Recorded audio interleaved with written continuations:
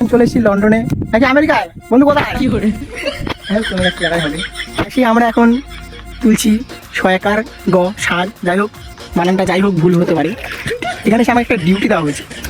Duty হলো তেল ফেলা। আমাদের যে জাহাজটায় যাচ্ছি সেটা অনেক তেল জমে গেছে, সেই তেলগুলো ফেলছি। যাই হোক ভালো লাগলে লাইক করবেন। আর আমার বন্ধুও ডিউটি পালন করছে। ওইগুলো সোনা তুলছে, সোনা সয়াকার গ না, ওটা তো সয়াকার দন্তার নয়, নয় নয় হচ্ছে। যাই হোক কিছু একটা হবে।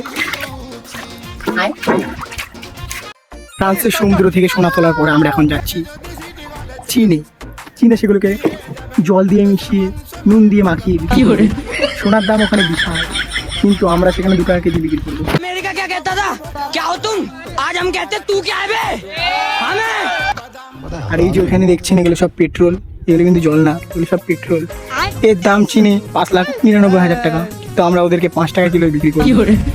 আর আমাদের এই সমুদ্রে যে জাহাজটি যাচ্ছে এটা দেখুন, জাহাজটির দাম মিনিমাম 3,80,000 50 লাখ কোটি টাকা। বন্ধু এটা কিনেছে এত টাকা দিয়ে। তো চলো যাওয়া যাক চীনে। চীনে গিয়ে আপনাদের সাথে কথা হচ্ছে, ততক্ষণ সুস্থ থাকুন, ভালো থাকুন। চীনে ঢুকতে না ঢুকতেই আমাদেরকে আগতম করতে আসে একজন বিশ্বস্ত ব্যাপারী। তারপরে আমাদের জন্য দাঁড়িয়ে ছিল ওয়েলকাম ড্রিঙ্কস নিয়ে।